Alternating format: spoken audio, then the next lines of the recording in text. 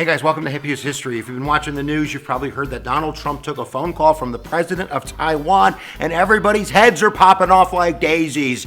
And I kind of want to explain why that might be. So giddy up for the learning. Let's take a look at Donald Trump's phone call to Taiwan and why it's a big deal. I think I have to shorten that title. So geography is really important, of course, and of course you can see that Taiwan is very close to China. It's right off its eastern coast. The water between Taiwan and China is called the Taiwanese Strait, a very strategic, military strategic place in the world right now. But if we kind of turn back the hands of time, not too far, but we look kind of at pre-World War II, we really can go back to the 17th century. Of course, there were indigenous Taiwanese people. The Dutch came along for a little while, and then really by the late 17th century, the Chinese had kind of put their foot into Taiwan, first the Han Dynasty and then the Qing Dynasty, and they controlled Taiwan, and in the late 19th century, they made it a province of China, and then there's something called the Sino-Japanese War, and Japan is then, from the early 1900s onward, going to, in a sense, own Taiwan. So up to the end of World War II, Taiwan, in fact, was a Japanese territory in a sense, but of course, Japan lost the war, so after that, we get in 1945, first some conferences like the Cairo Conference, the Potsdam Conference, that talked about what would happen at the end of the war with Taiwan. But there's a problem. It's not as easy as just saying, we'll just give it to China. The Republic of China, that's our ally. Chiang Kai-shek, he's a cool dude with the United States in 1945. But the problem is they have a raging civil war going on with Mao Zedong and the communists. So it's not that easy just to say, we'll just give Taiwan to China. I think the allies were thinking, we should really kind of put this guy on the back burner because we really don't know what's going to happen. So in 1945, the war ends, Japan loses, Taiwan is going back to somebody, but we don't know who yet.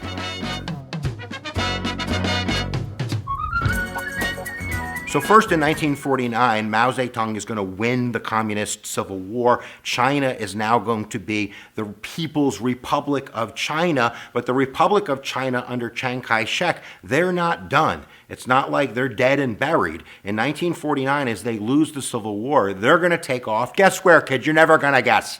They're going to take off to Taiwan, and they're going to make that, in a sense, the provisional seat of the real government of all of China, even though they only control Taiwan. So there's, in a sense, two Chinas by 1950. You have the People's Republic of China, which is in control of mainland China, and you have the Republic of China, which is kind of secluded in Taiwan. Now, in 1950, Harry Truman took it as serious enough to put the 7th Fleet in the Taiwanese Strait, not really getting involved, but in a sense making sure that China didn't invade Taiwan. In 1951, we get the San Francisco Conference, which is going to try to deal with Taiwan and some other territories in the Pacific, and at the end of the day, you don't even have the People's Republic of China or the Republic of China at the conference. So they really give it to nobody. Again, they're putting it on the back burner. Now, from 1950 to 1971, it was the Republic of China that was recognized by the United Nations, but that's going to change in 1971. In 1971, the United Nations is going to recognize the People's Republic of China of being the legitimate ruler of China, and they claim Taiwan belongs to them. At this point, the Taiwanese people have, in a sense, developed their own democracy, but they're really not a nation in this sense.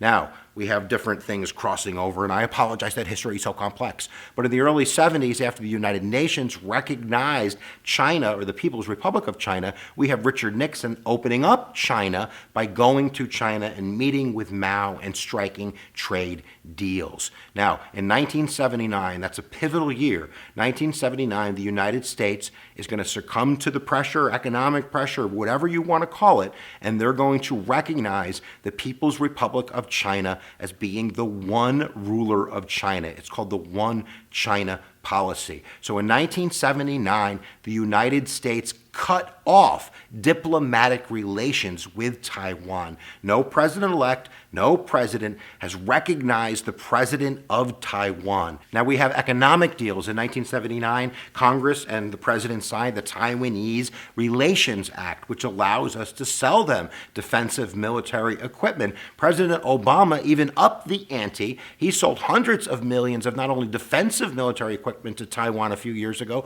but he included offensive equipment. like amphibious launch vehicles and such. China didn't like that very much. In a sense, that small action was escalating the fire. And China, you have to remember, has leverage over the United States. They have huge economic ties to the United States by holding our debt. Trump alone owes $500 billion to the Chinese banks. And of course, American businesses also rely on China to produce a lot of their products to sell not only in the United States, but worldwide. And I just want to throw this in too. You have North Korea. The United States needs China. We need China to negotiate with North Korea. So any movement, any lateral movement on this issue is sure to spark some concern and maybe a realignment of relationships with the United States and China. In a sense, Taiwan is one of the lasting relics of the Cold War. It's like a chess piece in the Cold War that nobody ever moved, and it's still sitting on the board, and we're trying to figure it out.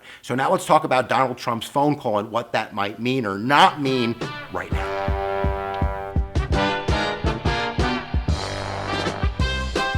So I'm going to give you my own interpretation, or at least the options of my interpretations. Then I really want you to leave a comment down below so we can see if we can figure this out. Now, one theory is that Trump just didn't know what he was doing, that he has pro-Taiwanese people in his cabinet, people that want to kind of provoke China a little bit, or they have their own interest in Taiwan. So they were just like, hey, Donald, somebody wants to talk to you. Get on the phone. And, he was a little bit oblivious to the political ramifications of the phone call. Number two, it's a move. It's a hawkish move. There are neocons and hawk military people that want to push Chinese buttons by escalating things, in a sense, what Putin does, by being aggressive, by going after territory, by realigning political relationships and taking a risk. Maybe he was doing that. And then there is the other theory, and this might be a little dirty, but he has huge investments in Taiwan, his own hotels, the Trump brand, and making this phone call really would do a lot to kind of realign relationships and maybe diplomatic relationships for the first time between the United States and Taiwan, which might be beneficial to the Trump business brand. We just don't know right now. But I want to know what you think right now by leaving it down in the comments below. We hope that you understand a little bit about this Taiwan-China conflict and why it's in the news right now, because that's what we like doing on the YouTubes. We like growing our brains. I'm going to say it because I say it at the end of every lecture, guys, where attention goes, energy flows. We'll see you guys next time you press my buttons.